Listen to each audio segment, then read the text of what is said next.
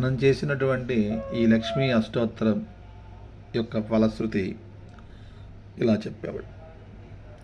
త్రికాలం యజ్జపేత్ విద్వాన్ షణ్మాసం జితేంద్రియ దారిద్ర్య ధ్వంసనం కృత్వా సర్వమాప్నోతి యత్నతః.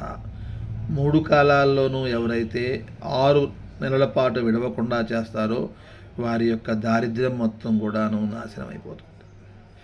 దేవీ నామ సహస్రేష్టు పుణ్యమష్టోత్తరం శతం ఏన శ్రేమవాప్నోటి కోటి జన్మ దరిద్రత. ఎవరైతే ఈ లక్ష్మీదేవి యొక్క నామాలను పఠిస్తారో వాళ్ళకి కోటి జన్మలలో ఉన్న దరిద్రం మొత్తం కూడా నాశనం అవుతుంది. భృగువారే శతంధీమాన్ పఠేత్ వత్సరమాత్రకం అష్టైశ్వర్యమవాప్నోతి కుబేర ఇవ భూతలే. ఎవరైతే ప్రతి గురువారం కూడాను, మనం అదే లక్ష్మీవారం అంటుంటారో, 1 సంవత్సరం పాటు కనుక తప్పకుండా చేస్తే అష్టైశ్వర్యాలు వచ్చి కుబేరుడు భూతలంలోనే కుబేరుడు అవుతాడు. దారిద్ర్యమోచనం నామస్తోత్ర అంబాపరం శతం ఏనశ్రేమాప్నోటి కోటి జన్మ దరిద్ర.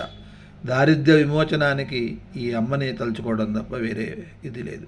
భుక్త్వా త్రిపులాన్ భోగనంతే సాయుధ్యమాప్నుయాత్ ప్రాతకాలే పఠేన్ నిత్యం సర్వదుఃఖోపశాంతయే పఠంతు చింతయే దేవీం సర్వాభరణభూషిత. ఎవరైతే ప్రాతకాలంలో ఈ స్తోత్రాన్ని నిత్యం చేస్తారో వాళ్ళందరూ కూడాను అమ్మవారి సాయుధ్యాన్ని పొందుతారు. ఓం మహాలక్ష్మీ నమః.